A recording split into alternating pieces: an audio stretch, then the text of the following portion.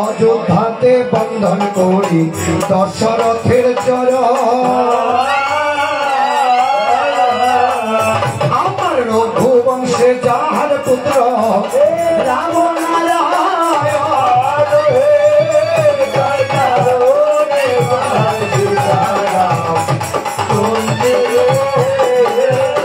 আমি মিথিলাতে বন্ধন করি জনক রাজার চরণ আমার কন্যা রূপে সীতাকে দে ওরেছে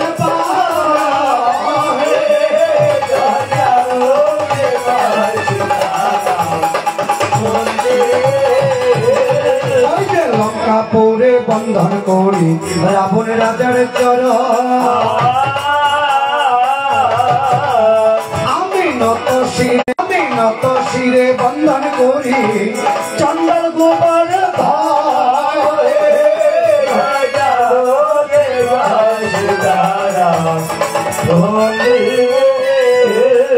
ওই যে বাল্মীকির যুগল চরণ করিলাম বন্ধন আমার তপবনে লিখলেন যিনি গান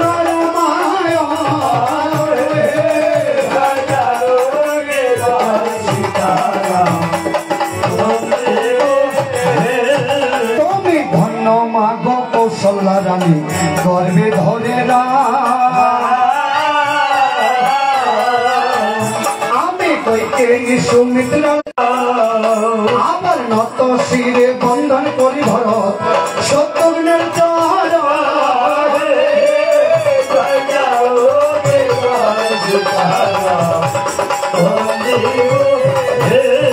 মাগো পুবেতে বন্ধনা করি পুবের ভানুস্বর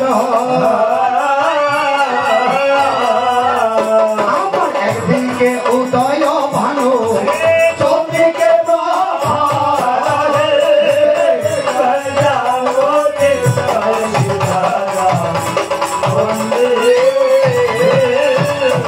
নবদ্বীপে নত শিরে বন্ধি বনিমা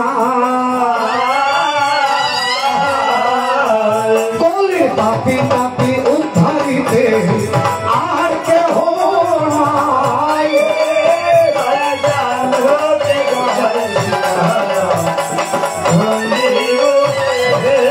মাগো পশ্চিমে বন্ধনা করি ঠাকুর জগন্নাথ বলভদ্র সুভদ্রার চরণ হরি প্রণিপা হরি প্রণিপা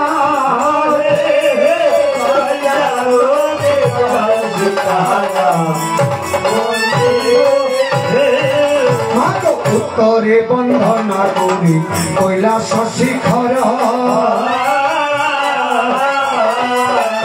আমার যে পর্বতে বসত করেন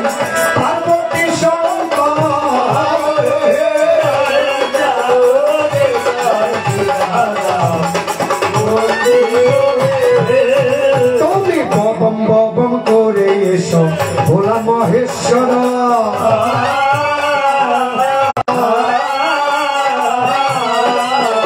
আমার যে সাগরে বসত করেন চান্দ সদা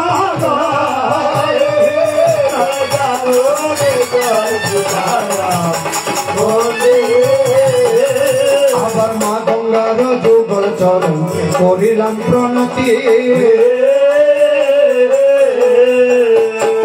পাপি তাপি উদ্ধারিত মা পতিত পাপ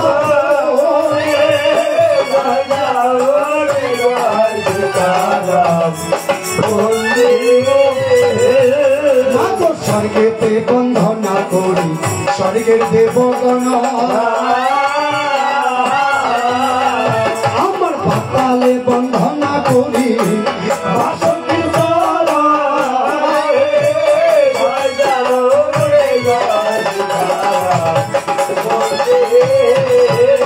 আমার এই আসরে আছেন যত সাধু গুরুজন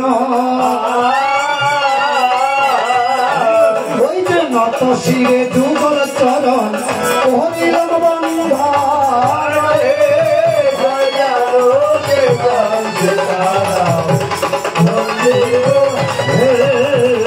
এই আসরে আছেন যত মুমিন ভাই বোনগণ ওই যে সবার প্রতি সালাম আমি হরিলাম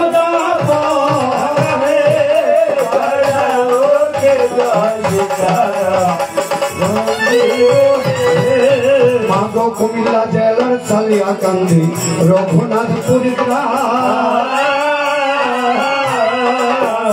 আমার পিতা মাতায় রেখেছে গো নন্দন দেব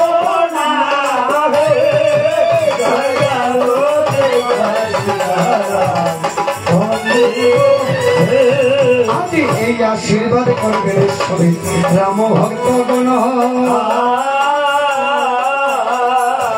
ওই যে এই আসরে হবে কিঞ্চিত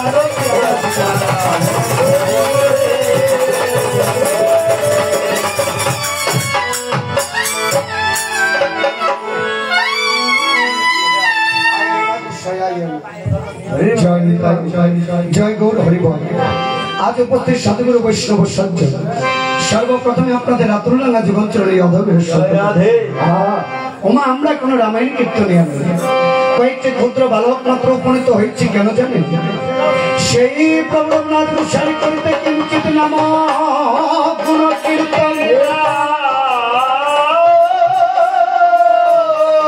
কিন্তু সেই কীর্তনে করিবার মতো কোন ক্ষমতা যে আমার নেই আজ যদি সাধুগুরু বৈষ্ণবের যুগল চরণের কৃপা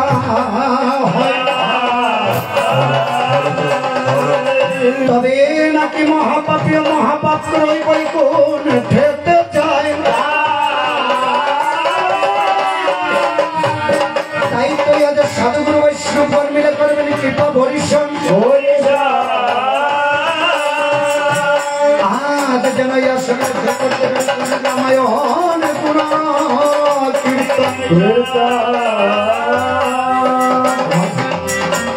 আমার প্রাণ গোবিন্দ কি বলেছে জানো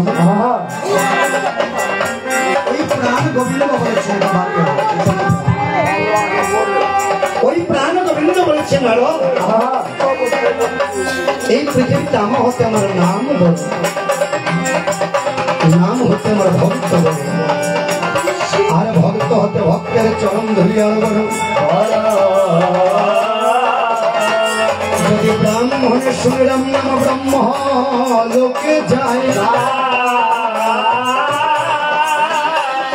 আর যদি বৈষ্ণবে শুনে রাম নাম বৈকুণ্ঠ ঠেতে যায়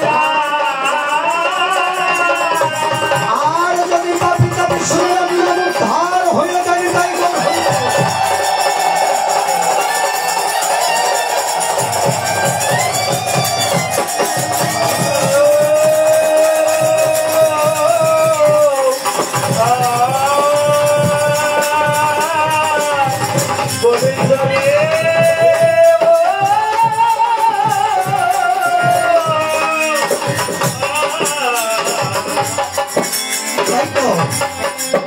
সাধুগুরু বৈষ্ণবের যুগলের চরণ করিয়া স্মরণ শুরু করতে যাচ্ছি বাবা মধুর রামায়ণ আমরা গুরু কৃপা বলে রামায়ণে 9টি পালায় করে থাকি রামায়ণ তার মধ্যে প্রথম পালা হলো পিতা পুত্রের পরিচয় দ্বিতীয় পালা হলো সীতার বনবাস তৃতীয় পালা হলো পিতা পুত্রের যুদ্ধ চতুর্থ পালা হলো সীতার পাতাল প্রবেশ পঞ্চম পালা হলো লক্ষণ শক্তি শেষ ষষ্ঠ পালা হলো রামের অশ্বমের যজ্ঞ সপ্তম পালা হলো লক্ষণ বর্জন অষ্টম পালা হলো লবকুশের জন্ম নবম পালা হলো ভক্ত তরুণীর সেনাপতি তাই আজকে এক সীতা দেবী ছিল রামের মতো চলে গিয়েছেন তাই সাধুগুরু বৈষ্ণবগণ মিলে সে সীতা দেবীর এই শ্রাদ্ধ বাসরে যে পালাটি বলবেন চেষ্টা করবো কিঞ্চিত মাত্র করিতে কীর্তন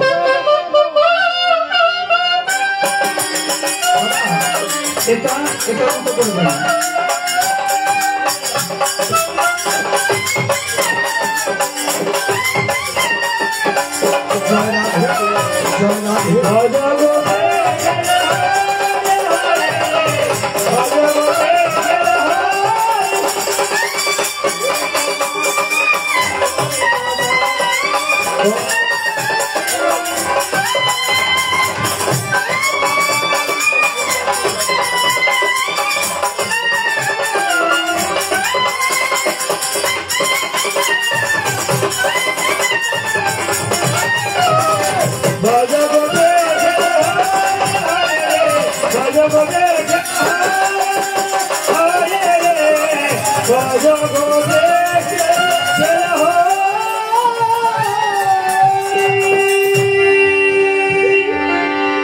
কি বাবা কোন পাড়া খানে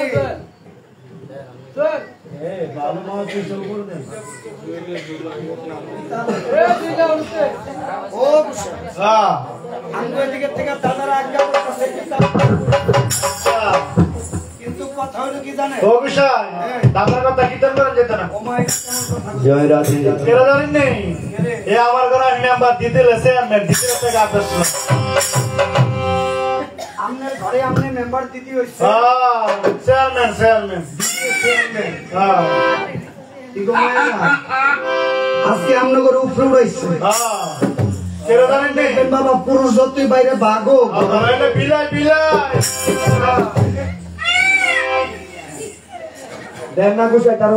তাহলে কি আমরা পিতা পুত্রের পরিচয় শুরু করতে পারি? চেয়ারম্যানের কোনো আদেশ নেই। বনবাস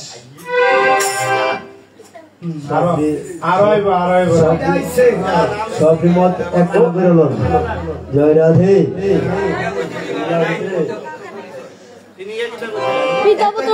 বাবা আমাদের মধ্যে একটা ভ্রান্ত ধারণা থাকে, যেমন শ্রাদ্ধ হলেই বাবা পিতা পুত্রের পরিচয় দিতে হয়। একটা ভ্রান্ত ধারণা। শ্রাদ্ধ বাসরে মধুর রাম গুণাগুণ দিতে হয়, কারণ তত্ত্বটা আসবে পরে তত্ত্বটা আসবে শ্রাদ্ধ বাসরে কেন রামায়ণ দিতে হয়। তাহলে এই রামায়ণ গুণ কীর্তনে পালা হচ্ছে বাবা 9টা বলেছি, 9টার মধ্যে যে কোনো পালাই দিতে পারবেন, কিন্তু আরেকটা কথা আছে বাবা, কারণ সভাপুজো কিছু কীর্তন আছে, কথায় আছে সভাপুজো কীর্তন খানা বুঝাচ্ছে। কারণ পিতা বিয়োগ পিতা পুত্রের পরিচয় দিতে পারে, মাতৃদশা সীতার বনবাস দিতে পারে, পুত্রদশা সন্তান দশা এমনিতে দেবেন, সবকিছুই দিতে পারে। এখন আপনারা বলেন মায়েরা কোনটা হবে কীর্তন? সীতার বনবাস।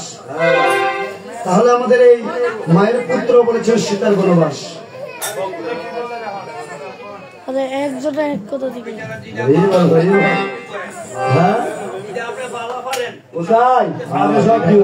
আমি যেটা বালা কথা বাবা দাঁড়াইছি, যেমন 9টা বালা যেমন কইছি 9টাই তো পাই না। যদি গুরুদেব কৃপা করে আর গোবিন্দ দয়া করে আর সাধুগুরু বৈষ্ণবের চরণ ধরি পাই, 9টা বালাতে বাবা 9টাই কয়ে দিতে পারে। এখন ওই স্বর্গীয় চিনুরানীর সন্তান বলেছে সীতার বনবাস। এখন আপনারা কি বলেন? হ্যাঁ আচ্ছা তাড়াতাড়ি শেষ হয়ে যাবে নাকি? বাবা কথা বাবা দেখা যাক প্রভু চালাইতে চালাইতে কদ্দূর পর্যন্ত লইয়া। কারণ একটা কথা মনে রাখবেন বাবা, পালা হচ্ছে কীর্তনীয় কাছে। ভাই ওভার টাইট বাড়াই দেবো। গোসাই লাভ রাখি শুনি গোসাই 1 থেকে 9 পর্যন্ত গায়ে এলো না যা আমার যাও সব ঠিক আছে ঠিক আছে।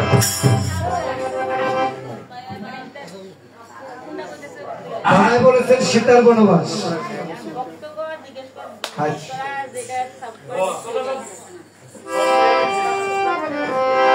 বুঝছি চেয়ারম্যান গো উপরে আজ্ঞা দেওয়া লাগবো।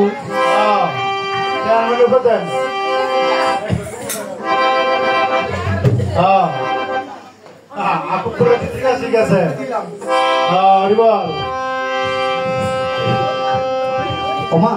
একটা কথা বল, রামায়ণ কিন্তু সকলেই গায়, দুর্গা প্রতিমা সকলেই বাবা তৈরি করে, কিন্তু অলঙ্কারটা যার যার মতো করে পিতা গোত্রের পরিচয় বলেন, সীতার বনবাস বলেন, প্রত্যেকটাই রাম নাম। একবার শুনে দেখুন কোনটা মনে লাগে, কারণ ভক্ত যদি কৃপা হয় তবেই কিন্তু বাবা গোবিন্দের নাম গুণাগুণ করা। তাহলে কি আমরা এই দাদার কথা সীতার বনবাস শুরু করতে পারি?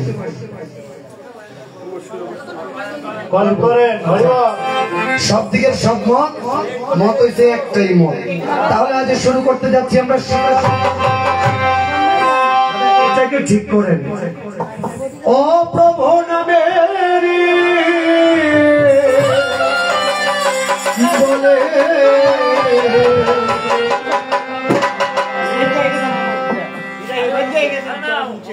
কোনটা হেবাদ গিয়ে গেছি ভিতাপুত্র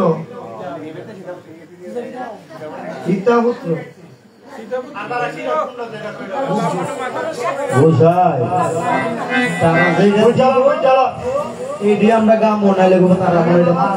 সংকল্পের মধ্যে যদি সমস্যা হয়ে যায় তবে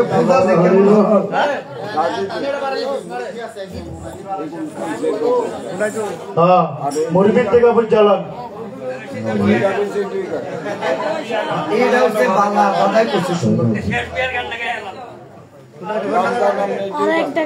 এটাই যাক মুরব্বী বলেছে। তাহলে শুরু করতে যাচ্ছি।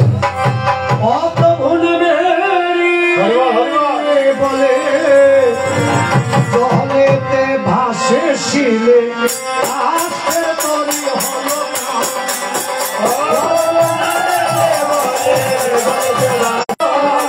অপরাধ ক্ষমা করো লোহি তোমার নাম।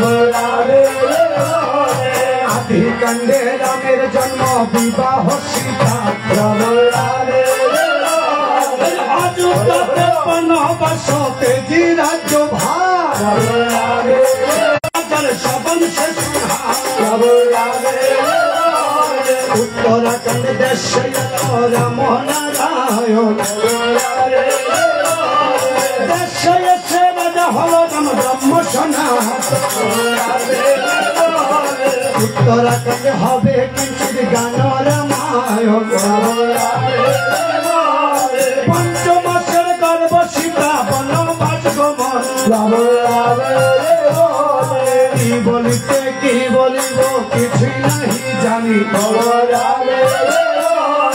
ভক্তগণের চরণ ধুলি মাথে নিলাম আমি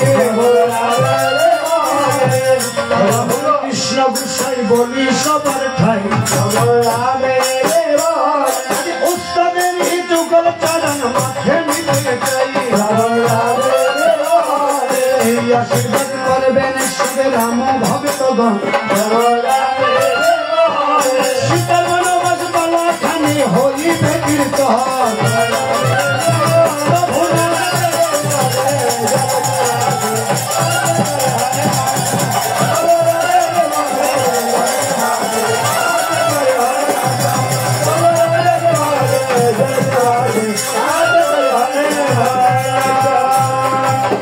পালাখানি হয়েছে সীতা দেবীর বনবাস। সেই সীতার বনবাসে পালাখানি আমার ওই রামায়ণের উত্তরাখণ্ডের অন্তর্গত সেই ত্রেতা যুগের রামচন্দ্রের ৬০,০০০ বৎসর পূর্বে ওই মহামণি বাল্মীকি রচনা করেছেন মগের সপ্তকাণ্ড গান রামায়ণ। আর কীর্তিবাস পণ্ডিত বাংলা ভাষায় করেছেন ব্যাকরণ। তাই তো পদকর্তা ডেকে ডেকে কি বলেছে জানো বাবা?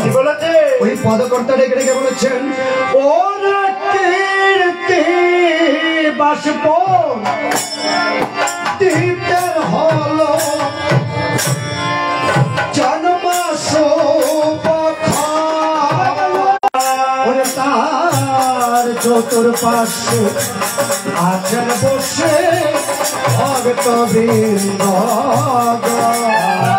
চতুর্পার্শ্বে আছেন বসে ভক্তবৃন্দ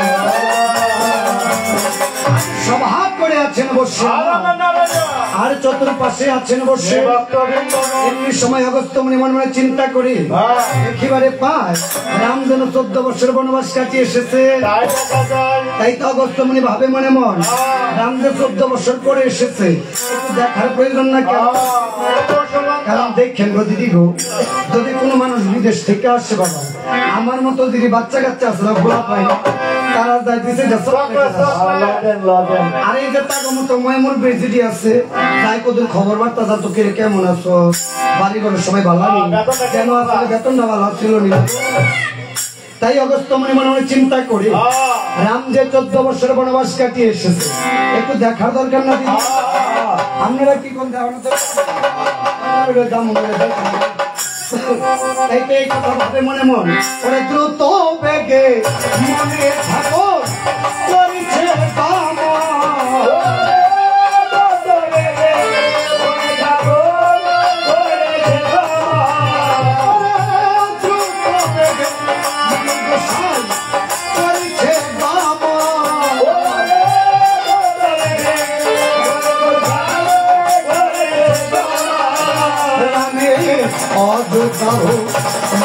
মাঝে দিয়েছে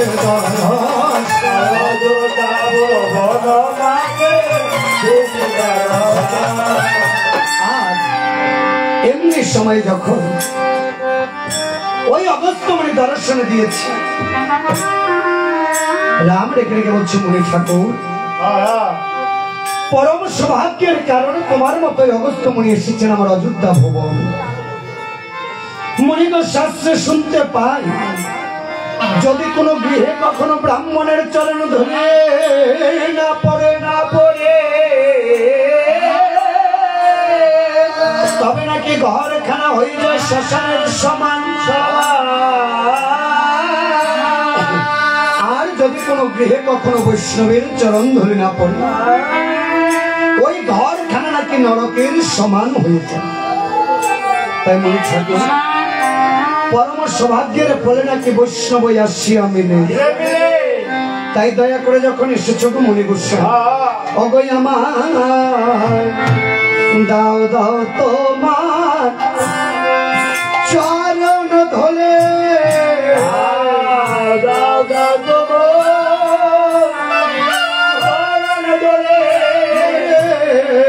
দাও দাও তোমার চরণ ধরে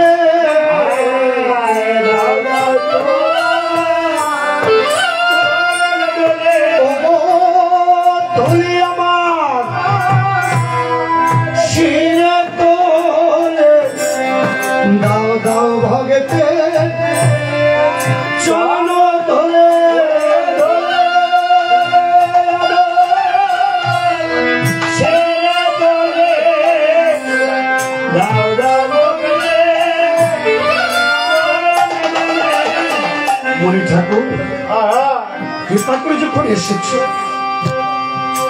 জানো মুনি গোসাই আমি যে 14 বছর বনবাস কাটিয়ে এসেছি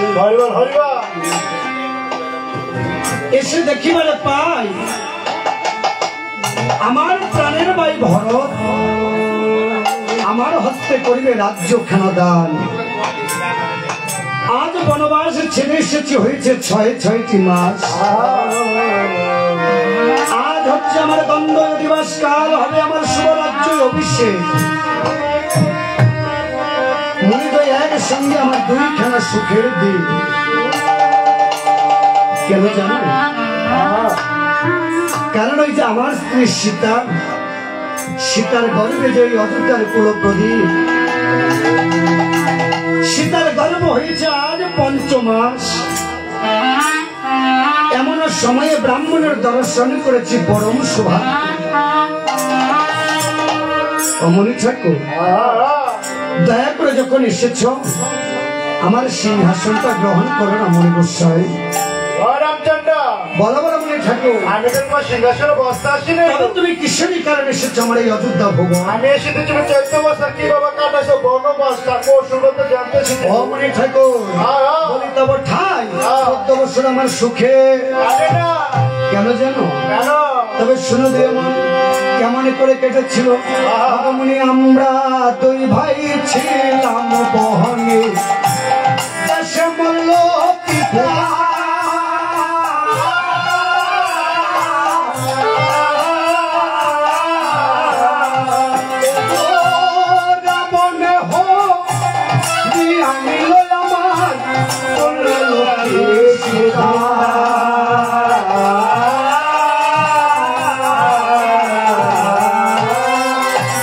আবার আমরা দুই ভাই গেলাম বনে ভরত মাতল ধরা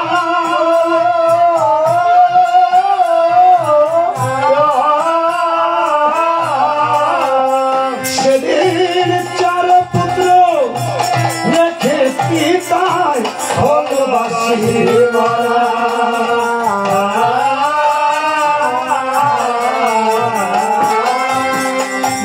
সীতা উদ্ধারিতে যুদ্ধ রাবণের সঙ্গে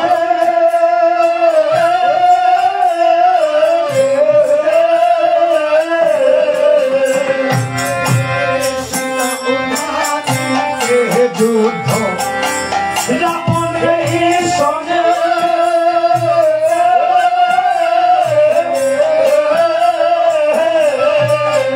সেদিন রাবণ বোধিল আমি ইন্দ্রজিৎ লক্ষণে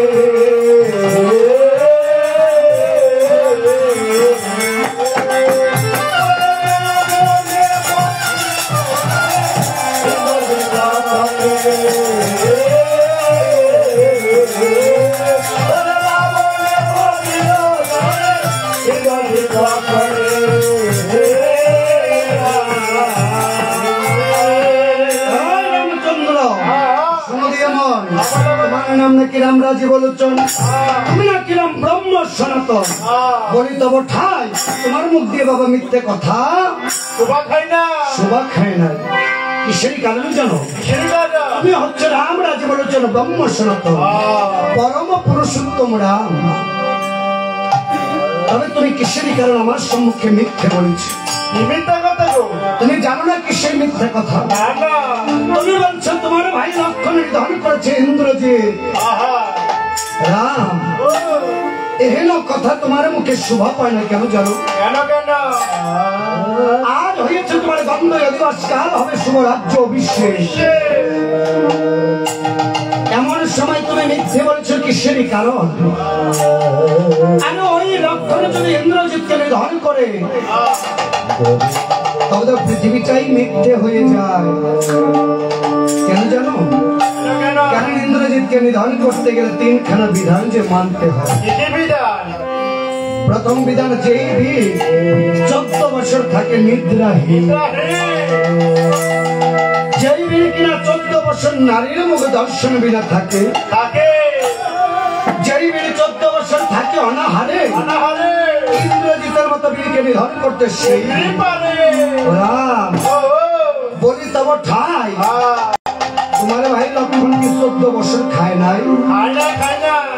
তোমার ভাই লক্ষণ কি 14 বছর সীতার মুখ পানে তাকায়? কারণ সীতা তো সঙ্গে ছিল। তোমার ভাই লক্ষণ কি 14 বছর নিদ্রা যায় না? প্রভু রাম রেখে বলছো মণি ঠাকুর, অমণি ঠাকুর, আমার ভাই লক্ষণ যে ইন্দ্রজিৎকে নিধন করেছে সেটা ধ্রুব সত্য। কিন্তু তুমিও তো মনে গোসাই মিথ্যে বলবে না, কারণ ব্রাহ্মণের মুখ দিয়ে কখনো মিথ্যে আসে না। তবে আমার ভাই লক্ষণকে ডেকে জিজ্ঞাসা করি কর্মখানি ভাই কি 3খানা বাক্য পালন করেছে? তাই প্রভু রাম তার ভাইকে ডাকেছে, কোথা গেলে ভাই লক্ষণ আমার?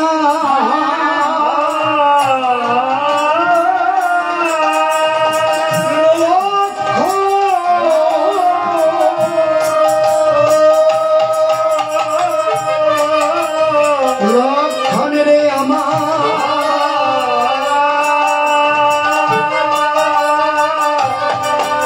লক্ষণ রে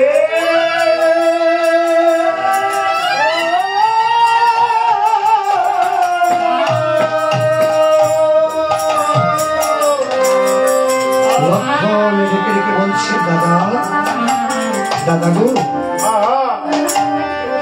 দাদা কিসের কারণে তোমার চরণের দাস লক্ষণকে স্মরণ করেছ দাদা? দাদা আমি বসেছিলাম, কখন তুমি রাম আমাকে ডাকিবে তোমার চরণ সেবায় লাগছে। জানো দাদা, হয়তো ওই বিধাতা আমাকে সৃজন করেছে তোমার চরণ সেবার জন্য, কিন্তু আমার মতো পাপি তো তোমার চরণের সেবা করতে পারি না। বলো না দাদা। বলছে ভাইরে লক্ষণ, আমাদের আশ্রমে আজ অগস্ত্য মুনি এসেছে। ওই মুনি বলেছে তুই নাকি ভাই ইন্দ্রজিৎকে নিধন করিস। বলছে দাদা গো, তোমার ভাই লক্ষণ তো জীবনে কোনোদিন মিথ্যে বলেনি দাদা। দাদা গো আমার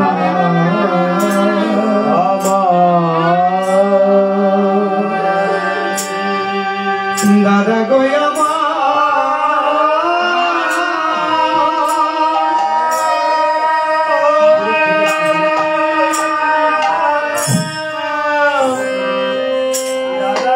প্রভু রাম বলছে লক্ষণ রে,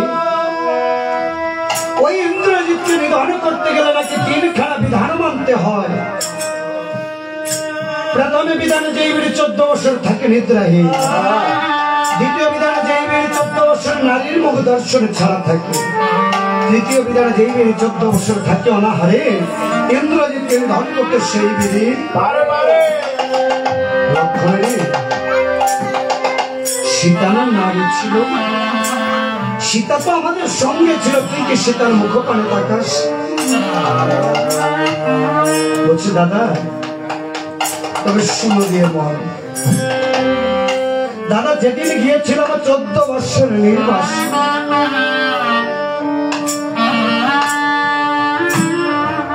আমার এই অযোধ্যার মহামায়া দেবী অন্নপূর্ণা নিদ্রা দেবী ওই দশভুজা মা দুর্গাকে ডেকে বলেছিল, মা তোমার তো আরেক নাম হচ্ছে নিদ্রা দেবী। নিদ্রা দেবী তুমি নাকি জীবের নয়নে বসে বসে জীবের নিদ্রা করো দাও। আমি যে 14 বছরের জন্য দাদার চরণের সেবা করতে যাচ্ছি, তোমার এই 14 বছর তুমি আমার নয়নে নিদ্রা দিও না মা। নিদ্রে রেখে বলেছে লক্ষণে রে, এই পৃথিবীতে জীব জন্মের সঙ্গে সঙ্গে আমি তার ভাগ্য লিখন করি, কারণ যৎক্ষণাৎ পতিত বিন্দু মাতৃগর্ভে নিয়োজিত, তৎক্ষণাৎ লিখিতং ব্রহ্মাহীন মৃত্যু শুভাশুভ। যখনই কিনা মাতৃগর্ভে পিতার বীর্যখানে পতিত হয়েছে, তখনই আমার সৃজন হয়েছে, আর ওই ব্রহ্মা আমার জন্ম মৃত্যু লিখে দিয়েছে।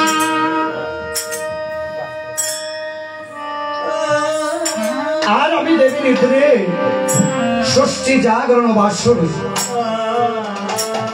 ষষ্ঠী জাগরণ বাসরে আমি ভক্তের প্রতিটি জীবের ভাগ্য লিখন করে ব্রাহ্মণকে ভাগ্য বিধাতা চিত্রগুপ্ত রূপে আমি ওই জীবের ভাগ্য লিখন করি।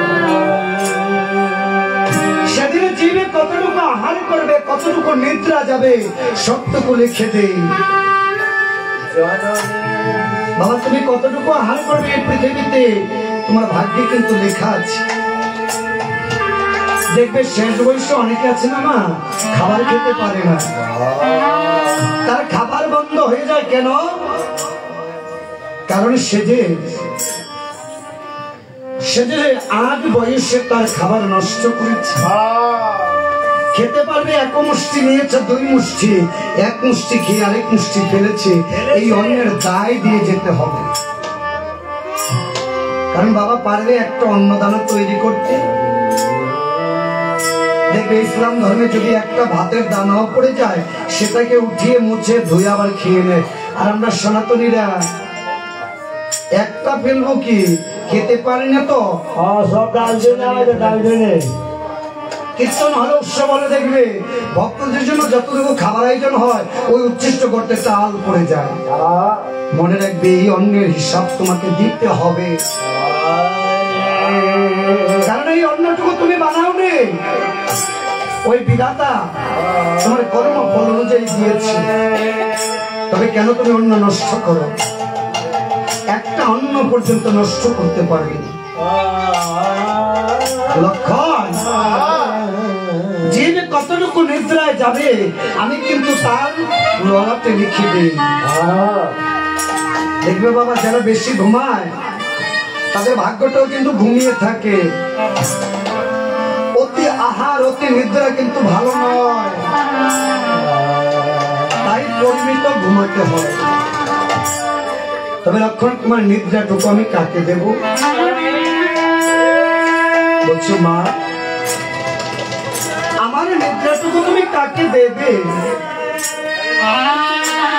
তবে একজন আছে, সে হচ্ছে আমার অর্ধাঙ্গিনী, আমার স্ত্রী উর্মিলা। কেননা সদ্য বিবাহ হয়ে এসেছে ওই নারী, আজ তার প্রতি বিয়োগ হবে। জানো মা, এই পৃথিবীতে নারী পিতৃবিয়োগ সহ্য করতে পারে, মাতৃবিয়োগ সহ্য করতে পারে, কিন্তু প্রতিবিয়োগ সহ্য করতে পারে না।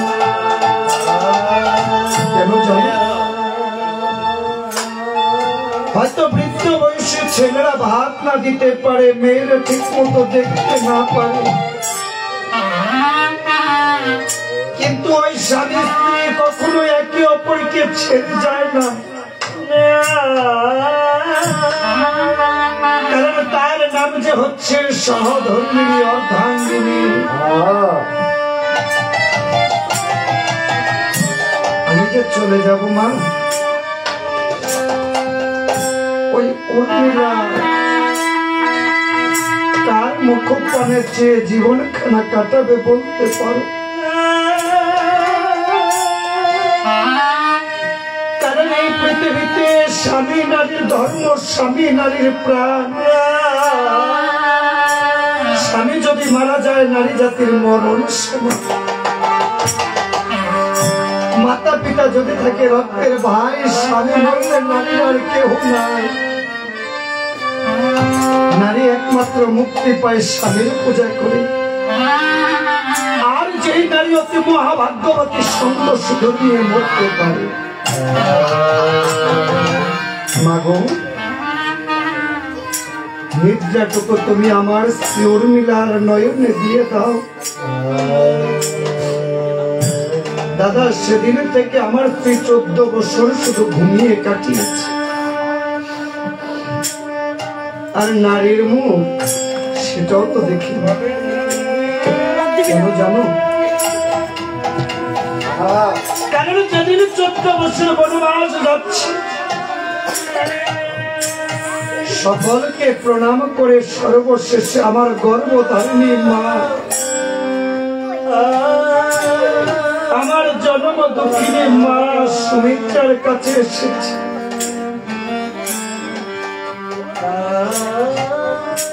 এসে দেখে দেখে বলেছি, মা, মাগো, মা, আমি যে 14 বছরের জন্য দাদার সঙ্গে চলে যাচ্ছি মা।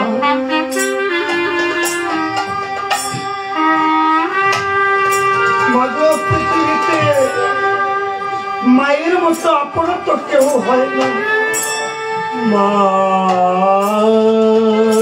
সন্তানের কাছে মায়ের চাইতে উঠে কেউ হয় না মা।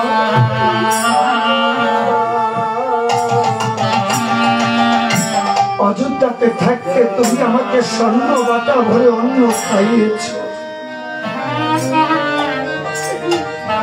ঘুম না পেলে মাগো আঁচল দিয়ে আমাকে তুমি ঘুম পাড়িয়েছ, কষ্ট পেলে মা মা বলে চিৎকার করেছি।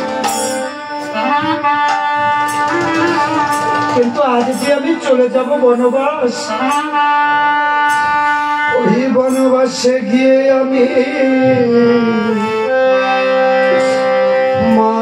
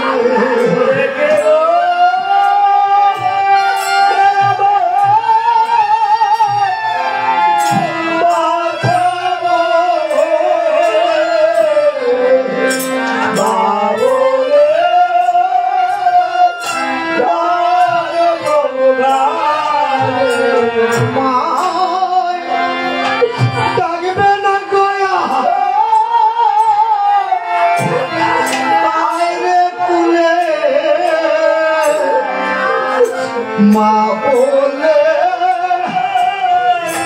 কাঁদবো কাঁদে।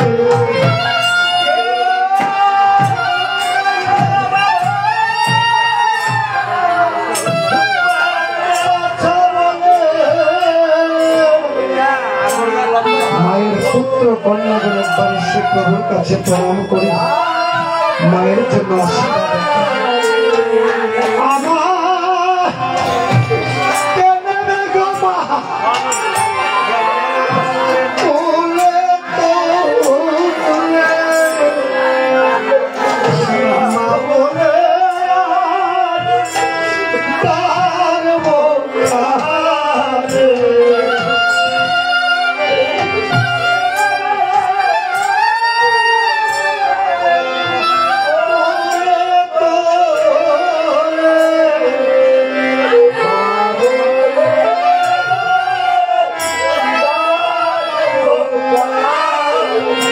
ভবে আমি হলাম মারা, ভবে আমি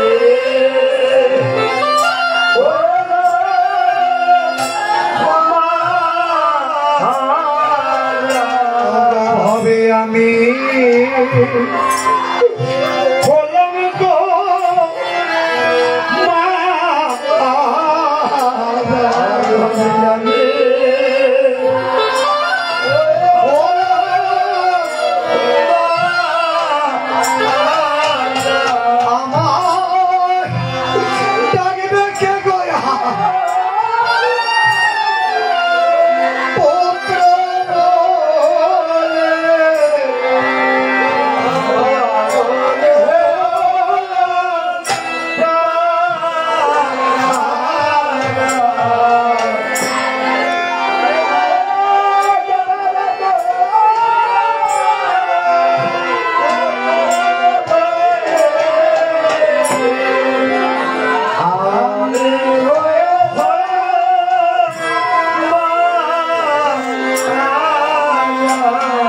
সুমিত্রা আমার ডেকে ডেকে বলছে, ওরে লক্ষণ লক্ষণ চলে যাবি লক্ষণ, বাচ্চারে একবার আয় রে পুত্র আয় রে কোলে।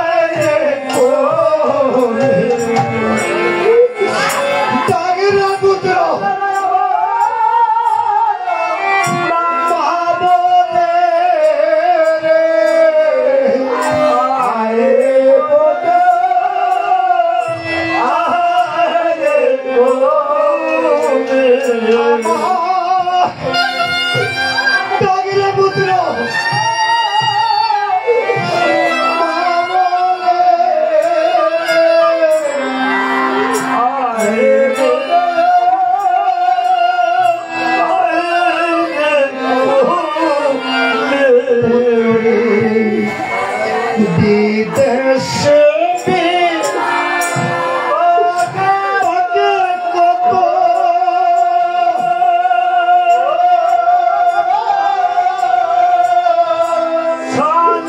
পুত্র মারা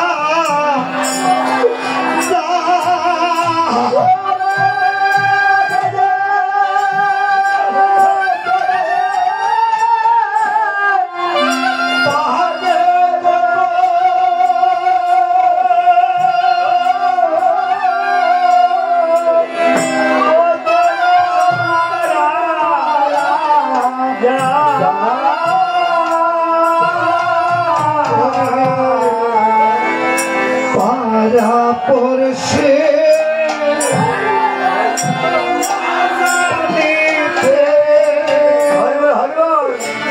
আগে জানে মায়া পারা পড়েছে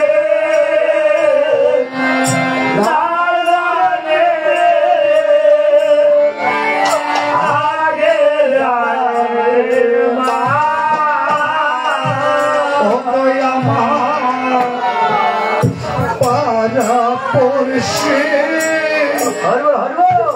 না জানিতে গো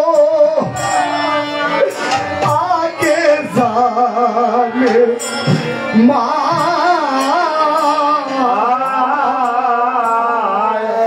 পারা পড়েছে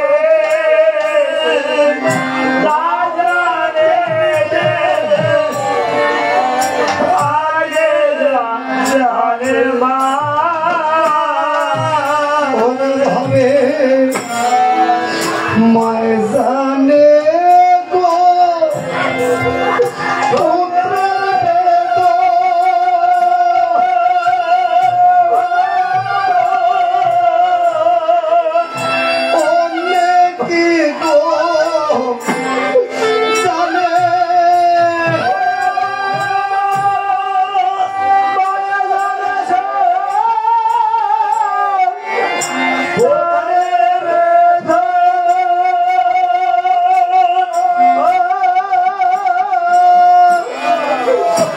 অনেকে গো জানে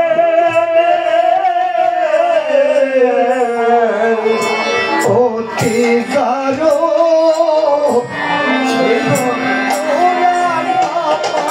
বাবা পুত্র মোরে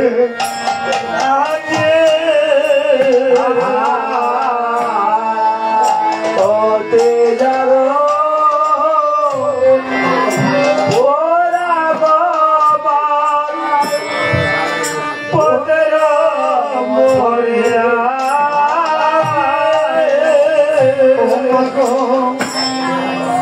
ও পুত্র তো অনেক হয় মা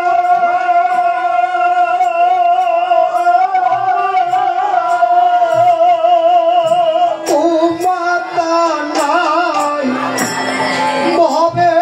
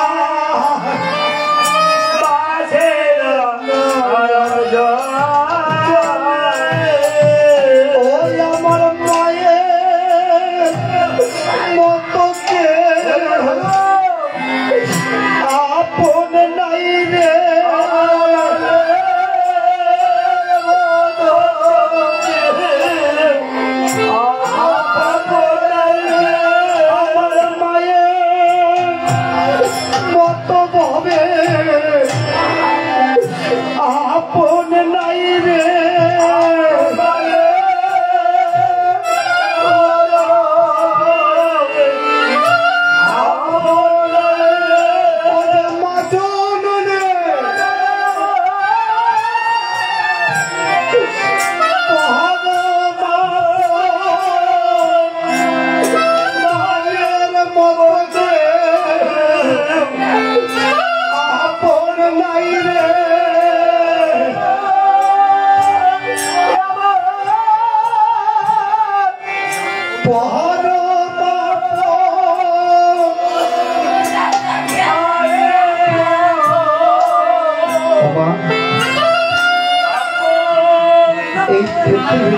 মাঝে কত বড় আপন যারা মাকে হারিয়েছে তারা জানে মা কেমন আপন।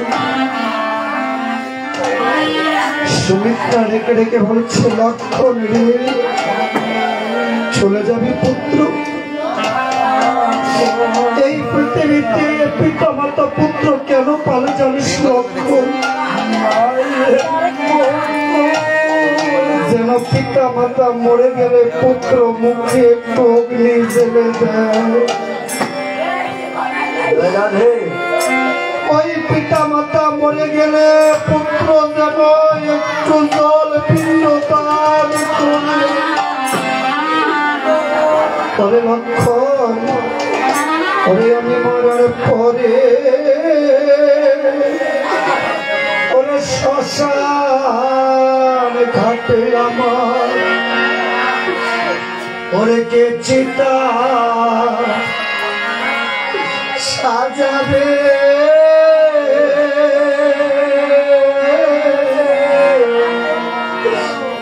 কে বাদেবে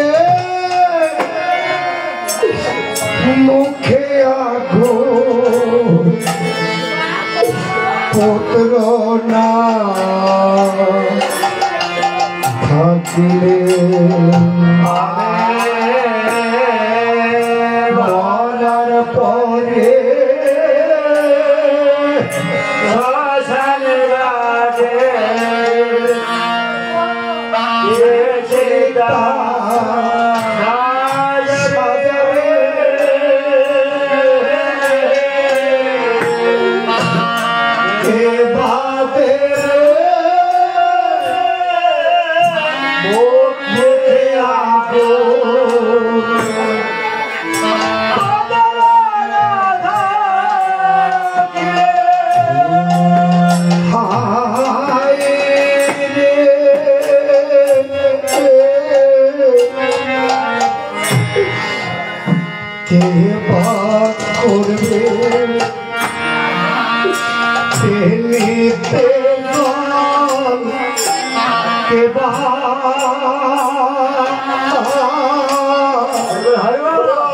দরা গলে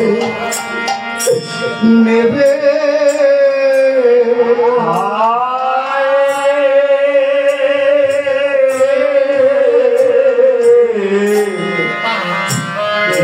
ঢালিবে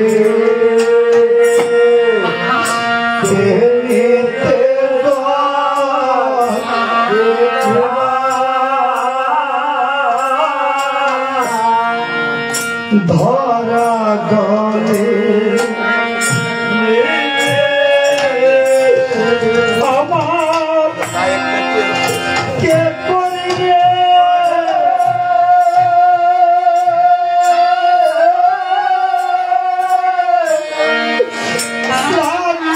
পিণ্ড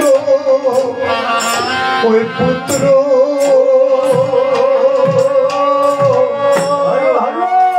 পুত্র না থাকিলে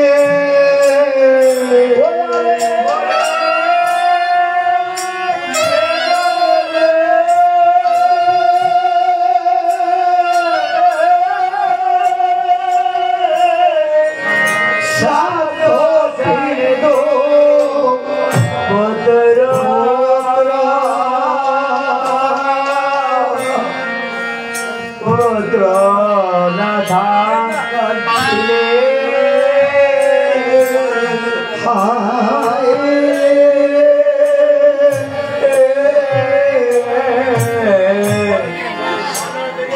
বানবে আমার কাঁধে করে ওই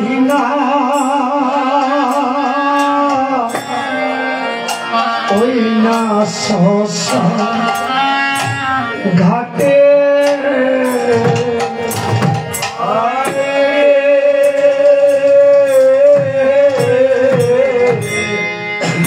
কে বানবে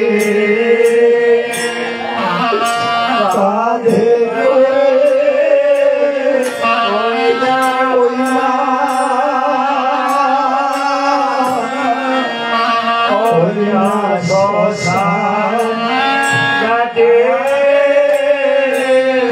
ওরে আমার কে চলিলে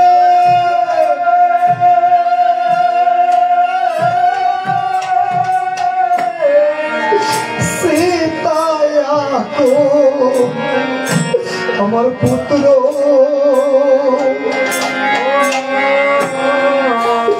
পুত্র নাথা কিলে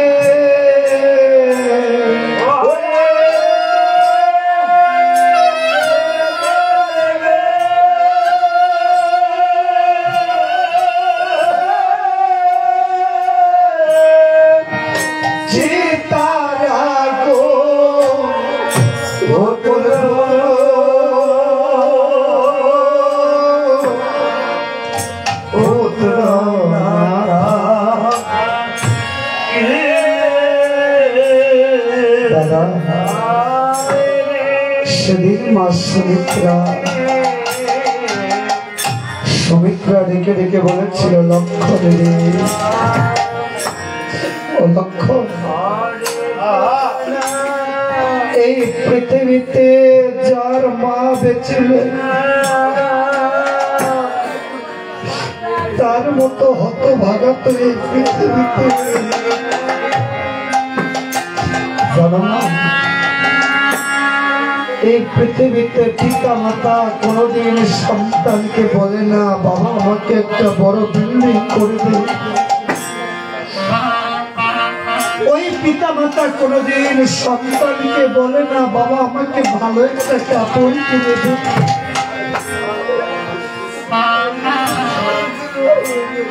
কোনোদিন পিতা মাতা সন্তানকে বলে না বাবা রে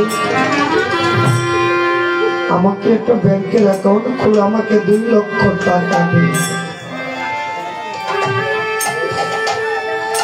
বাবা মা ডেকে রেখে বলে বাবা রে তুই নিজে যেন ভালো থাকতে পারিস আমাদের চিন্তা তোর করতে হবে না,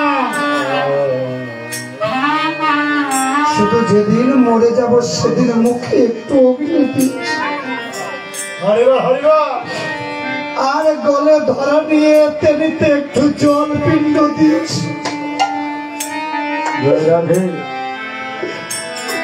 আর 3টা ঘর ভিক্ষা করে আমার শ্রাদ্ধটুকু করে দি।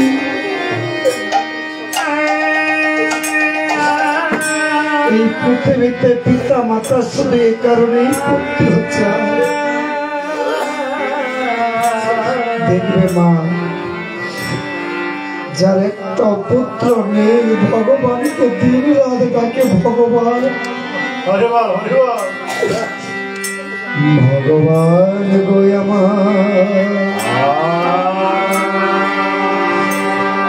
এমন কি অপরাধ করেছে যে আমাকে একটা পুত্র সন্তান দিলে না ভগবান। জয় রাধে। ভগবান যদি একটা পুত্র দিতে হয় তো আমার অগ্নিটুকু দিতে পারে। আর আমরা পুত্র আমরা পিতা মাতার গর্ভে জন্ম নিয়ে পুত্র হয়ে পিতা মাতাকে সেবা করতে পারি না।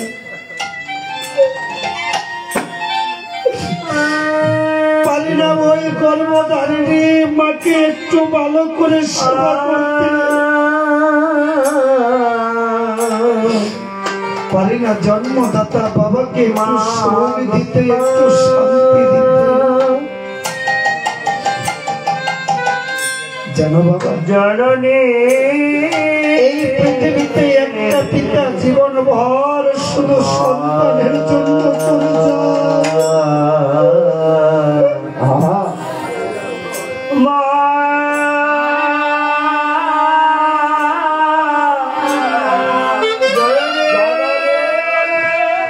একটা পিতা শুধু সন্তানের জন্য জীবন করে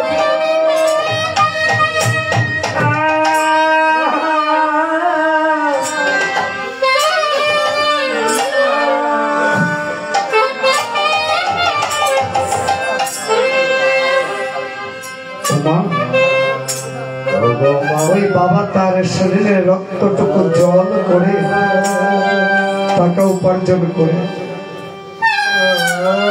ছেলেকে ভালো স্কুলে লেখাপড়া করায়, ভালো একটা চাকরি যেন পায়। ছেলেটাকে লেখাপড়া করাতে করাতে শিক্ষিত করে, কিন্তু সেই পুত্র নামের কুপুত্র, সেই সন্তান কিছু নরপশু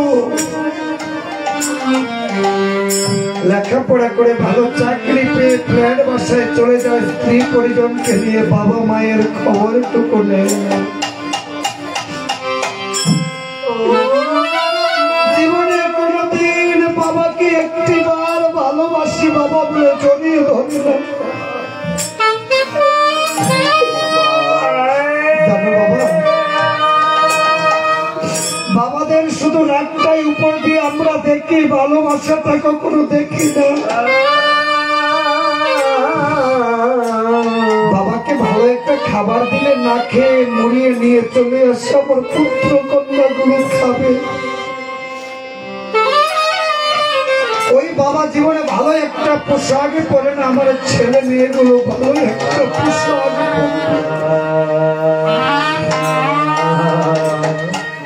বাবা কোনদিন নিজের সুখের চিন্তা করেনি, শুধু ছেলে মেয়ের ভালো থাকবে। আর মা তো সেই, যদি ডাক্তার বাবু বলে বাবা হয়তো মা বাঁচাতে পারবো না, তো সন্তান, মা ডেকে ডেকে বলে ডাক্তার বাবু সন্তানটাকে বাঁচাও, আমাকে বাঁচাতে হবে। মা, আমার সন্তান যদি বেঁচে থাকে আমি বেঁচে থাকবো, আমার সন্তানকে বাঁচাও। এই পৃথিবীতে পিতা মাতার মতো সন্তানকে কেউ ভালোবাসে, আর সেই সন্তান নামক নর পশুগুলো পিতা মাতাকে সেবা করতে পারল। সেই সন্তান নামক নর পশুগুলো জীবিত থাকতে বাবা মাকে সেবা করে না, মরে গেলে গ্রামকে গ্রাম নিমন্ত্রণ করে বড় পণ্ডিতের শ্রাদ্ধ করার, বড় রামায়ণ কীর্তনে এনে রামায়ণ দেওয়ার, আর লক্ষ লক্ষ মানুষকে খাওয়ার।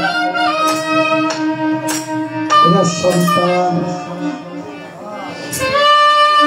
যদি বাবা বেঁচে থাকতে বাবা মাকে সেবা করতে না পারো, মরে গেলে এগুলো করলে কোনো কাজ হবে না। তাই তো পদকর্তা কি বলেছে জানো বাবা, ওরা তোরা বেঁচে থাকতে এক মুঠো ভাত, ওরে পাগল বেঁচে থাকতে এক মুঠো ভাত, ওরে মানুষ বেঁচে থাকতে এক মুঠো ভাত, ও তোরা দিস না বাবা মার মুখে, মরলে খাওয়াও পাড়ার লোকের,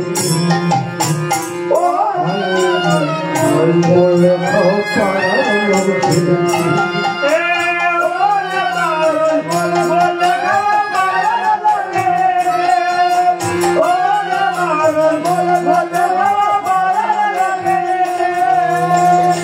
তোরা বেঁচে থাকতে এক মুঠো ভাত, ওরে পাগল বেঁচে থাকতে এক মুঠো ভাত, ও তোমরা দাও না বাবা মার মুখে, মরলে খাও পাড়ার লোকে। ওরে পাগল মরলে খাও পাড়ার লোকে,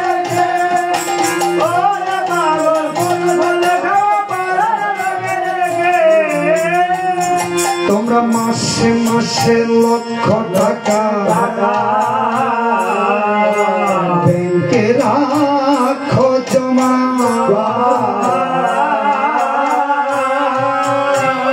কত পাড়ায় পাড়ায় ভিক্ষা করে তোমার বাবা মা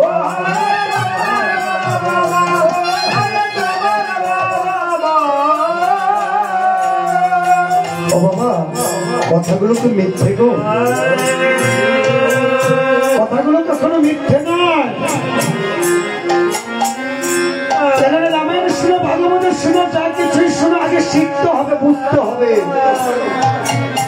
এটা রামায়ণ এখানে মানুষ আসে কিন্তু শিক্ষা নিবার রামায়ণ সেটা না যেখানে এসে হাসি কান্না ঠাট্টা দিয়ে চলে গেলাম শিক্ষার মতো কিছু দিয়ে গেলাম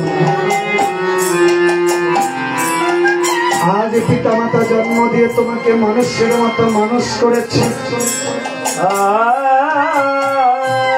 আজ লেখাপড়া শিখে তুমি বড় একটা চাকরি করো ভালো একটা ব্যবসা করো তোমার স্ত্রী পুত্র পরিজনকে নিয়ে ফ্ল্যাট বাসা করেছ বাবা মা গ্রামে পড়ে আছে তাদেরকে না ফ্ল্যাটে নেওয়া যায় না কারণ তারা যে বৃদ্ধ তাদেরকে ফ্ল্যাটে নিলে বাবা ফ্ল্যাটটা নোংরা করে ফেলবে তোর মতো সন্তান তোর মতো সন্তান পৃথিবীতে জন্ম না দিয়ে দুটা কুকুর জন্ম দেওয়া ভালো ছিল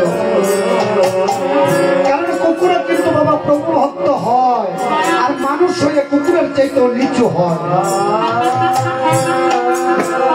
এই পৃথিবীতে যেই পিতা মাতার জন্য জন্ম পেয়েছে মানব জন্ম পেয়েছ সেই পিতা মাতাকে সেবা না করে স্ত্রী পুত্র পরিজন নিয়ে ভালো ফ্ল্যাটে থেকে মাসে মাসে লক্ষ কোটি টাকা ব্যাংকে জমা করছে তোমার মাসে মাসে লক্ষ টাকা ব্যাংকে রাখো জমা বলে পাড়ায় পাড়ায় ভিক্ষা করে তোমার বাবা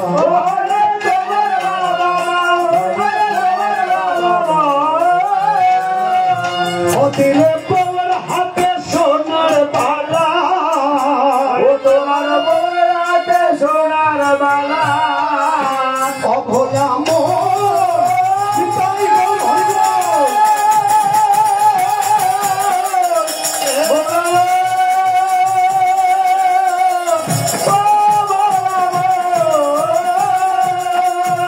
দিলে বউর হাতে সোনার বালা ওই যে খাবার নাই মায়ের মুখে বললে খাও পাড়ার লোক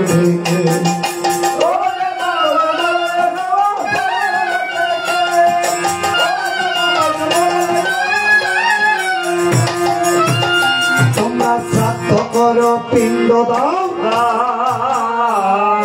সাদা কাপড়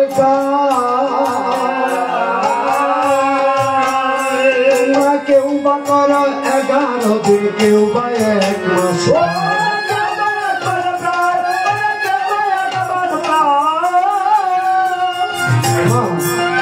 কথাগুলো একটু মন দিয়ে শোনো যাদের এখনো বাবা মা বেঁচে আছে তারা একটু শোনো যদি এখান থেকে শিখে যেতে পারো তবেই তোমার রামায়ণ শ্রবণটা সার্থক আজ বাবা বেঁচে থাকতে বলেছে বাবা একবার এসে দেখে যাওয়ার সময় নেই ওই মা বলেছে খোকাটাকে দেখতে বড্ড ইচ্ছে হয় না আমার সময় নেই তোমার স্ত্রীকে নিয়ে টুরে যাচ্ছ ছেলে মেয়েদেরকে নিয়ে মামার বাড়ি যাচ্ছ তোমার অফিসে সময় দিচ্ছ সকল কিছু ঠিক আছে কিন্তু বাবা মায়ের সময়টা নেই আজ বাবা মা মরে গিয়েছে গ্রামে এসে লোক দেখানো কান্নাকাটি গায়ে জড়িয়েছে সারা কিন্তু মনটা যে তোমার কয়লার চাইতো কালো হয়ে আছে মনটা যে কয়লার চাইতো কালো সাদা কাপড় পরলেই লাভ আজ বাবা মা মরেছে ঘরে ধরা নিয়েছে আর ডেকে লেগে বলছে একবারে সকলে গ্রামবাসীকে নিমন্ত্রণ কর। বাবা এই খুঁজগর ওই কোরবানপুর ওই সংসার সকলকে নিমন্ত্রণ করে আমি আমার বাবা মায়ের শ্রাদ্ধ করব। মানুষকে দেখাতে হবে তোর মতো সন্তান বেঁচে থাকতে বাবা মাকে সেবা করলেন না, মরে গেছে পরে গ্রামকে গ্রাম নিমন্ত্রণ করবে। তোমরা শ্রাদ্ধ করো পিণ্ড দাও সাদা কাপড় তোমরা কেউ বা করো 11 দিন, কেউ পায় 1 মাস।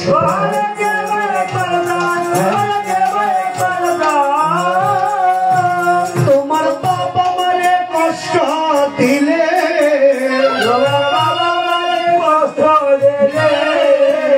বলে থাকে না কেউ সুখে, বলে খাও পাড়ার দেখে।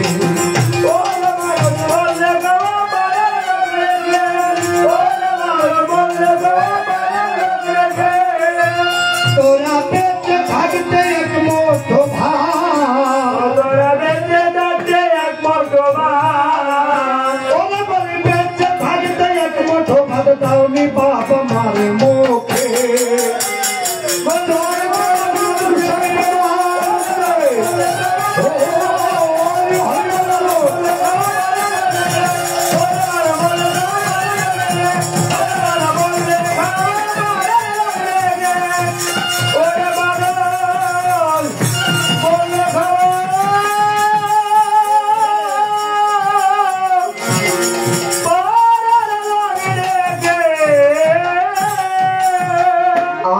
সুমিত্রা আমার রেখে রেখে বলেছিল লক্ষণের আমার এই পৃথিবীতে পিতা মরে গেলে বড় ভাই হয় পিতার সমান,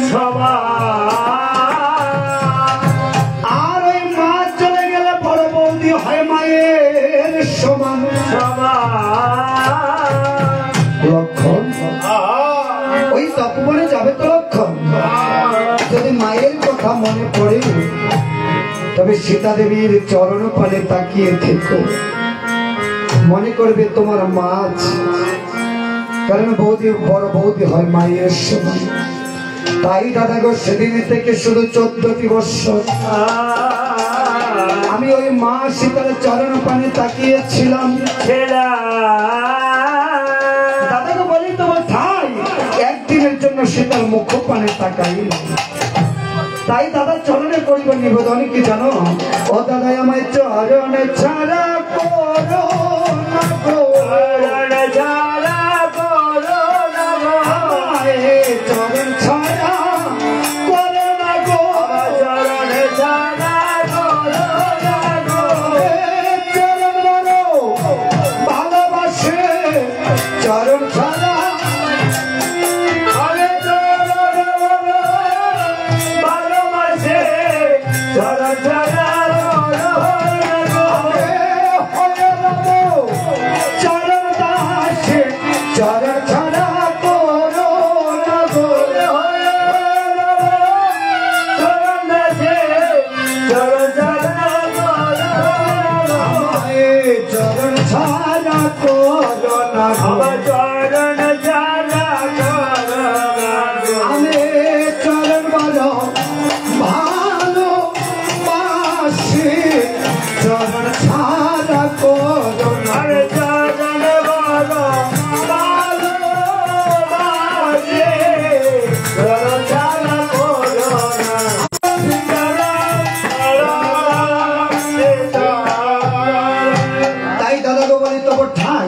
সেদিন থেকে একবারের জন্য সীতা মায়ের মুখ পানে আমি তাকাই। আর বলছো 14 বছর ফল, দাদা বলি তবু ঠাই তোমার ভাই লক্ষণ কিন্তু 14 বছর আহারও করে নেই। কেন জানো দাদা? কারণ যেদিন কিনা প্রতিদিন তোমার হস্তে করিতাম ফলগুলো দান, আজ্ঞা বিনে কোনো কিছু করে না দাদা। আজ তুমি আমাকে ধরা পুরা হইতে হইতে হইতে হইতে 80 বছর হইয়া যায়। আর আসলের চিনির বইও ফ্রিজের মধ্যে ফল রেখে কোলাইতার না, আসলের মধ্যে চিনির। আহারে ফল খাইলে বলে বল হয়, চিনি খাইলে বলে ডায়াবেটিস বালা কথা। চিনি খাইলে যদি ডায়াবেটিস হয়, ফল খাইলে যদি বল হয়, তো ঘরের দিদিরে না ফলটি খাওয়াইছে। আমার বিষিয়ে কই তার লোকনাথের বউরে খালি রামায়ণ ঢাকাইয়া যখন বাইর যায় দেখি সকালে লেপ যদি ডাক দিয়ে কইছি গো বদি পেট করতেছ কা ডায়মন্ড মানি জয় রাধে। আরে ডায়াবেটিস ভগবানের মাসিনে খাওয়াই নিতে ফলটি খাইছ ডায়াবেটিস বার বোকা। হ্যাঁ ভগবানের ডায়াবেটিস না বাইরে তোমার বাড়ছে কারণ এই যে ভগবানের না দিয়ে খাইছ, কারণ ভগবানকে যদি কোনো কিছু না দিয়ে সেবা করে সেটা হয় চুরের সমান। তাই রেখে রেখে বলছে লক্ষণ, ও দাদা শোনো দিয়ে মন, যেই ফলে একবার প্রভু রামের হস্তের পরশ লেগেছে সেই ফল কখনো নষ্ট হতে পারে না। এই তো বাবা, তাই তো শুধু ওই ফলে প্রভু রামের পরশ লেগেছে বিদায় দেহ ফলটা নষ্ট হয় না। কিন্তু এই দেহ ফলটা কজন গোবিন্দের চরণে সমর্পণ করেছে। আজকে এই রোগ, কালকে ওই রোগ, পরশু ওই রোগ, সবকিছু একসাথে এসে বাসা বাঁধে। কেন? কারণ এই দেহ ফলটা গোবিন্দের চরণে সমর্পণ করতে বাবা, এই দেহ ফলটা গোবিন্দের চরণে সমর্পণ করতে গেলে কি করতে হয় গো? কি করতে হয়? সাধু সঙ্গ, সাধু সঙ্গ কর মানুষ, সাধু সঙ্গ কর, সাধু সঙ্গ কর, সাধু সঙ্গ কর, সাধু সঙ্গ কর সবাই, সাধু সঙ্গ কর, সাধু সঙ্গ কর সবাই, সাধু সঙ্গ কর। যদি এই দেহ ফলটাই আমার গোবিন্দের চরণে সমর্পণ করো, তবে এই দেহ ফলটাকে পচন থেকে রক্ষা করতে পারো।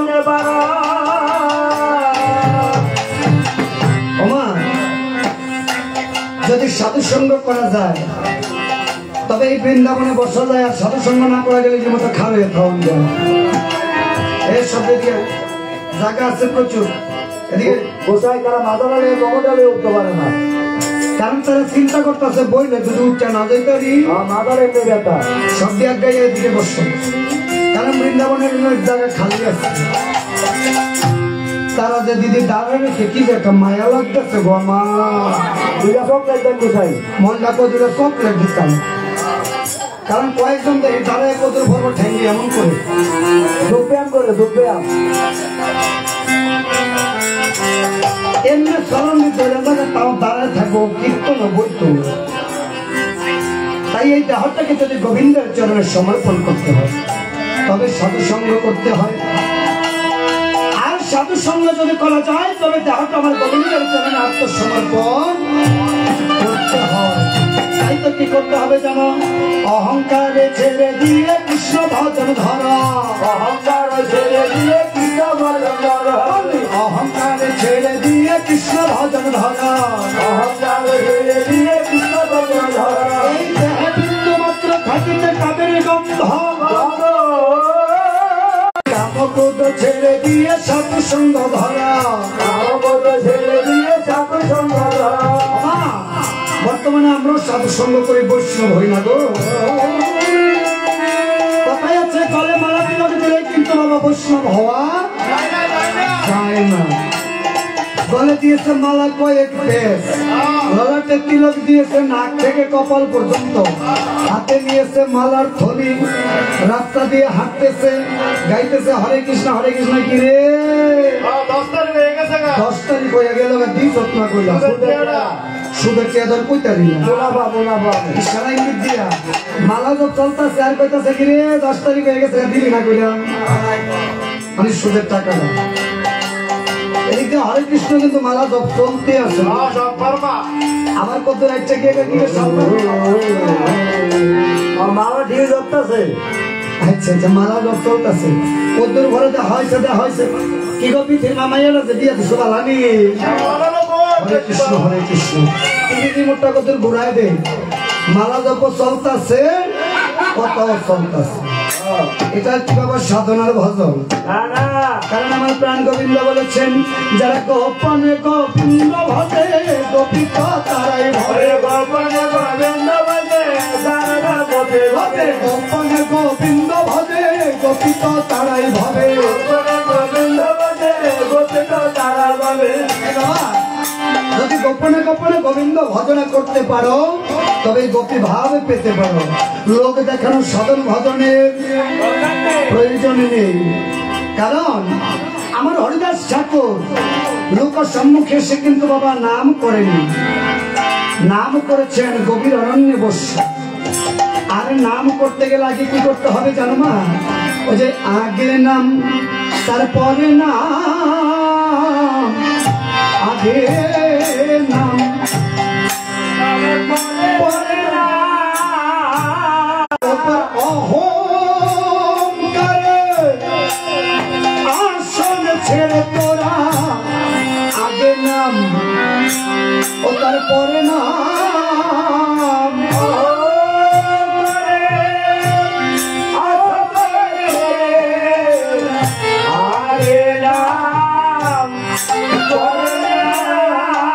তাই যদি বাবা অহংকার ছেড়ে দিয়ে ওই নাম করতে পারো তবেই কিন্তু তোমার নাম হবে। অহংকারের আশঙ্কা ছেড়ে আগে নিচে নাম, পরে করো প্রভুর নাম। যদি এমনটা করতে পারো তবেই যাহবলটা গোবিন্দের চরণে যায়। দেখছো বাবা, যারা সাধুগুরু বৈষ্ণব তাদের কিন্তু বাবা সহজে কোনো রোগ ব্যাধি হয় না। আর আমরা যারা আছি দুদিন পরে মাজা ব্যথা, কোমর ব্যথা, আনলে গ্যাস্ট্রিক, আলসার, আর কোনো কিছু না থাকলে তোমার ডায়াবেটিস। কারণ এই দেহটা যে তার চরণে সমর্পণ করতে পারেনি। কারণ কি জানো, দ্রৌপদী যতক্ষণ পর্যন্ত নিজের বস্ত্র ধরে রেখেছিল ততক্ষণ পর্যন্ত কিন্তু রক্ষা করতে পারে। যখনই এই বস্ত্রটা গোবিন্দের চরণে সমর্পণ করেছে তখনই কিন্তু রক্ষা হয়েছে। তাই নিজেকেও গোবিন্দের চরণে আগে সমর্পণ করো। সমর্পণ করতে গেলে সাধুর সঙ্গে যেতে হয়। যেমন আজকে খুশগড় ঠাকুর বাড়িতে রামায়ণ হয়েছে নাকি? অনেকে তোমরা এসেছো কিন্তু কিছু কিছু হকে বাড়ির মধ্যে বইয়া উচ্চার জলসা দি বাংলা চাইতে চাইতে চিন্তা করে আলো যাইয়া লাভ নাই, খালি গেলে নিচে বইয়া থামলা থাক এতে বেলা ঘর ঘুমাই। হ্যাঁ, তা করে ভগবান দেখো ঘুম পাতাই ছুঁয়ে রাখবে। সম্পার মাই কেমনে আসি দিচ্ছে ও অবশ্যই আসি। তাই আজ রেখে রেখে বলছে তবে হনুমানকে দিয়ে সকল ফলগুলো আনয়ন করা। তাই রেখে রেখে বলছে বাচ্চারা হনুমান হয়ে গেল রে।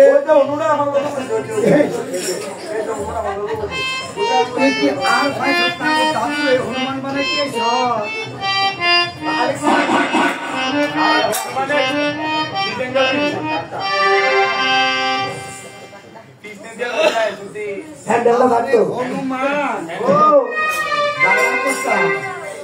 ওই চালাঙ্গারে হনুমানকে ভিজতে বইয়া রয়েছে।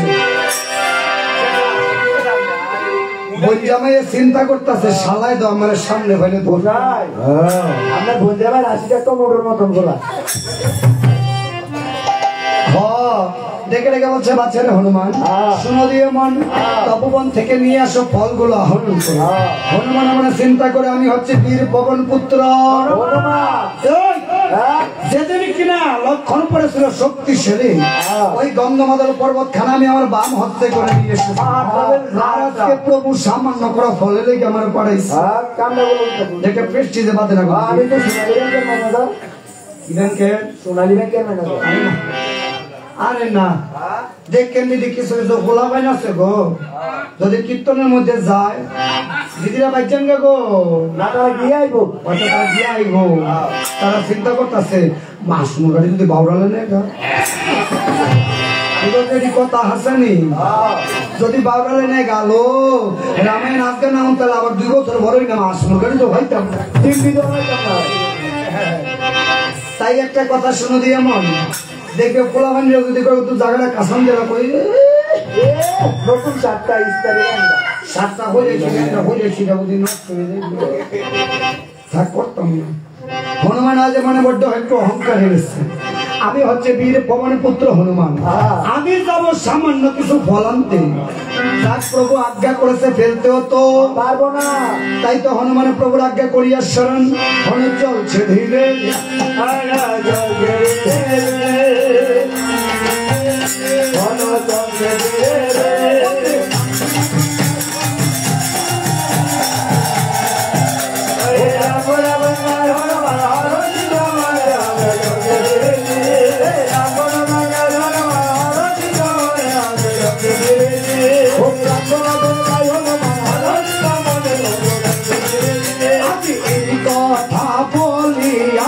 হলো কি কর্ম করে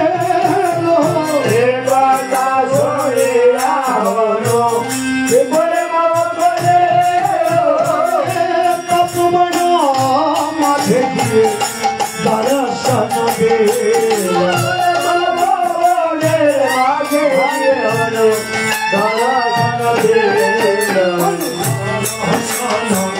দিল হে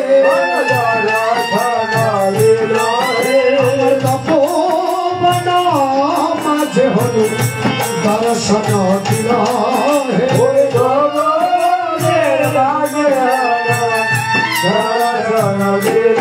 হে আজ হনুমান তপবনে গিয়ে হারিয়ে প্রায় রে এদিকে এদিকে এদিকে ও এটি মনে হনুমানের ডরে দৌড় দিছে গো আদার নি গাড়িটা নাই গা হ্যাঁ কোন জানে গাড়িটা নিতে রেখে তো তাই হনুমান গিয়ে দেখিবারে পায় একসঙ্গে কিছু ফল পড়ে আছে তাই হনুমান ভাবে মনে মনে সামান্য কোনো ফলে লেগে আমার বাড়াইছে আর এটা তো ছোট একটা বানর এই করতে পারতো আজ হনুমান অহংকার বসে যখন ফলগুলো তুলতে যায় দেখিবারে পায় ফলের পূজার চাইতে যেন অহংকারের পূজাটা ভারী তাই হনুমান বাবা আজ সামান্য কিছু ফল তুলতে পারছে হনুমান ভাবি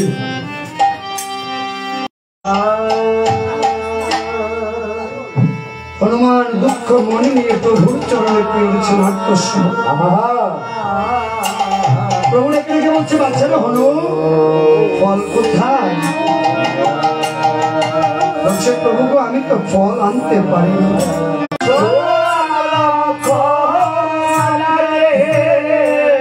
ওরে আমি একজন রাখিলাম রাবণে বংশে দিতে বাতে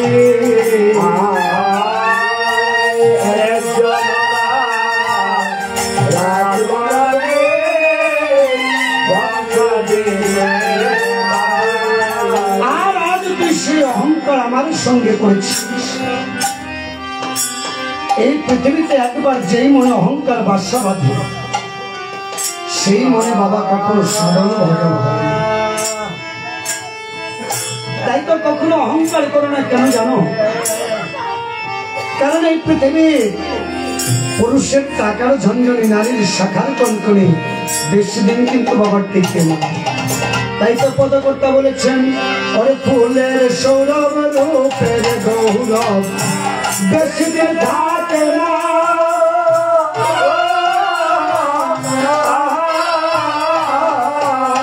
ফুলের সৌরভ রূপের গৌরব বেশি দিন থাকে না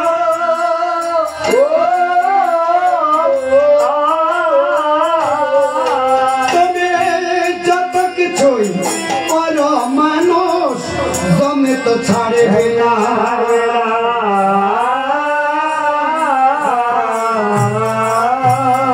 আবার কিসের তরে করছ রে তোমরা তরাইয়ার পড়া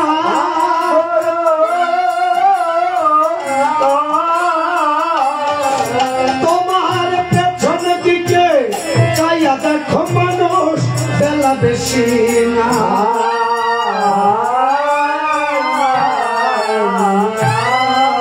তোমরা ঘুম ঘুম ঘুমাইছরে মানুষ আর কত ঘুমাবে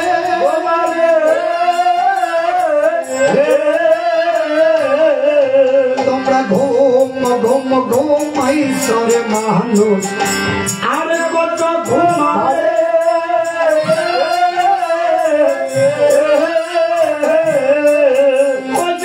মহা ঘুম ঘুমাইবারে সবাই ওই না শ্মশানে ঘাটে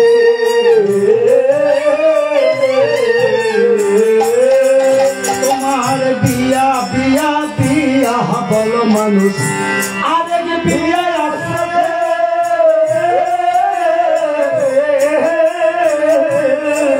তোমার সেই বিয়ারি কটক সেদে যমরাজ বসে আছে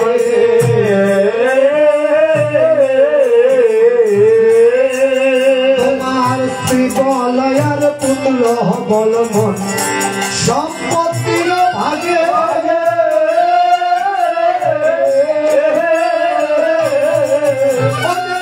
সময় বিদায়ের কালে করিল সারদে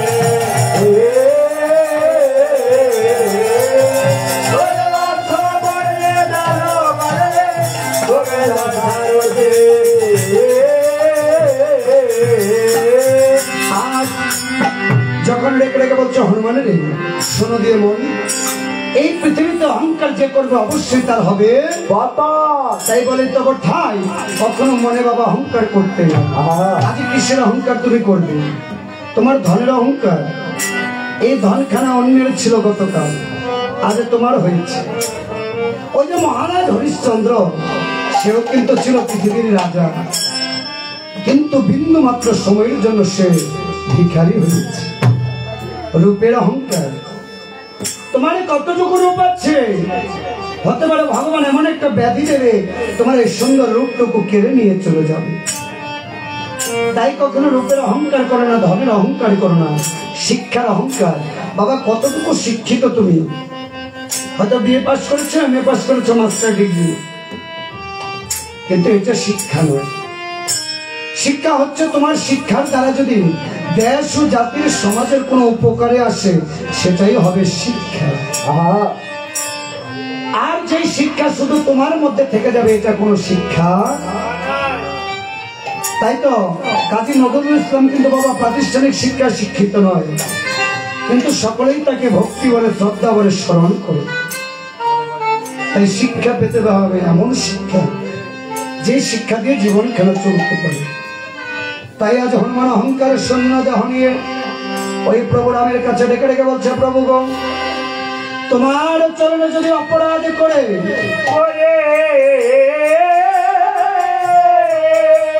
যদি একেবারে ক্ষমা চায়, প্রভু তবে কি তুমি ক্ষমা করবে না প্রভু?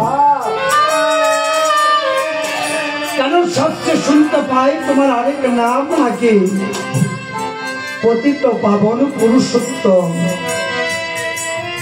এই পৃথিবীতে একমাত্র প্রভু রামই হয়েছিল পুরুষোত্তম, আর কেহ কিন্তু বাবা পুরুষোত্তম উপাধিটা পায়নি। কেন? কারণ পুরুষোত্তম উপাধিটা একমাত্র আমার প্রভু রাম পেয়েছে। কেন পেয়েছে? কারণ যখন কিনা প্রভু রাম রাবণকে করেছিল নিধন, রাবণের স্ত্রী মন্দাদরী মনে মনে চিন্তা করেছে, সকলের কাছে শুনি রাম নাকি ভগবান, রাম নাকি পতিত পাবন পরম দয়ালু, তবে তো পঞ্চসতীর মধ্যে আমি মন্দাদরী এক সতী। তবে কেন রামের দয়া হয়নি, আমার পতিকে কেন নিধন করেছে? দেখবো আজ রাম কত বড় পতিত পাবন। রামের নাম নাকি পুরুষোত্তম। তাই প্রভু রাম প্রাতঃ স্নান করে সন্ধ্যায় অন্বেষ করছে। সন্ধ্যা অন্বেষে যখন করছে বাবা, দুপুর গড়িয়ে বিকেল হয়ে যায়, সূর্য দেবতা পশ্চিম আকাশে অস্ত যায়। এমনি সময় রাম যখন পূর্ব দিকে বসে বসে আনন্দিত করছেন, মন্দাদরী আমার পিছনে দিয়ে দাঁড়িয়েছে। তোমার পিছনে যদি দাঁড়ায়, সূর্যের আলোটা কি পূর্ব দিকে ভেদ করে পশ্চিমে যায় না? তাই পশ্চিম থেকে ছায়াটা কিন্তু পূর্বে থাকবে। রাম দেখলো একজন নারীর ছায়া। সন্ধানিক শেষ করে পিছনে ঘুরে নারীর মুখ পানে না তাকিয়ে চরণে তাকিয়ে রেখে রেখে বলছে, ওগো মা গোবিন্দ, কে গো মা তুমি? কিসের কারণে এমন গভীর অরণ্যে এসেছে? মন্দাদরী আমার প্রভু রামের চরণ বন্দনা করেছে। প্রভু রাম রেখে রেখে বলছেন, শঙ্খ সিঁদুরাক্ষয় হোক, চিরসতী সাবিত্রী হোক। মন্দাদরী তাহার মাথার ঘুমটা খানা খুলে রেখে রেখে বলছে, প্রভু শঙ্খ সিঁদুরাক্ষয়ে আশীর্বাদ করেছে দান, কিন্তু আমার পতিকে তো নিধন করে দিয়েছে। তবে কেমন করে আমার শঙ্খ সিঁদুর খাবে?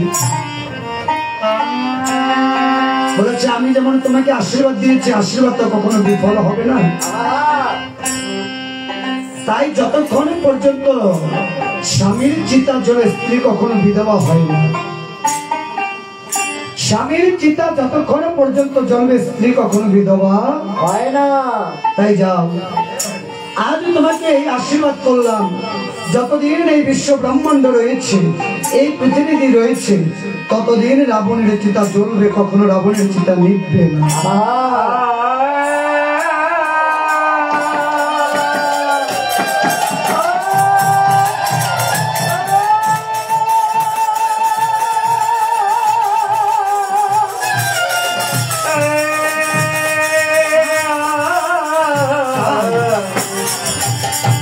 সেই রাবণের চিন্তাটা কোনটা জানো বাবা? তোমরা দাহ করো, যে দাহ করতে গিয়ে অষ্টঙ্গরি দন্ত কাষ্ঠ চিতাতে একটা করে দিয়ে দেয়। যারা যারা দাহ করতে যায় অষ্টঙ্গরি দন্ত কাষ্ঠ চিতাতে নিক্ষেপ করে, সেটা হচ্ছে রাবণের চিতার কাঠ। আর প্রতিটা ঘরে ঘরে দেখবে রাবণের চিতা কিন্তু তোমার জ্বলছে। ঝগড়া যাচ্ছে যদি হয়, বলবে আমার ঘরে রাবণের চিতারা জ্বলতেছে, এই আগুন জীবনও নিভতো না, এই আগুন জীবনও নিভতো না।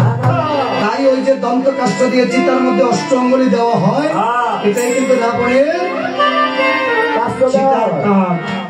তাই সেদিন মন্দাদরে বলেছিল, প্রভু গো, লোকে যে তোমাকে পুরুষোত্তম বলে, সত্যি তুমি পুরুষোত্তম, কারণ তোমার কাছে নারী কখনো অপমানিত হয় না। তাই আজ হনুমান গিয়েছে ফল আনতে, ওই হনুমান যাবে ফল আনতে, আমাদের একটা মনোবাসনা হয়েছে, একটা মনোবাসনা হয়েছে।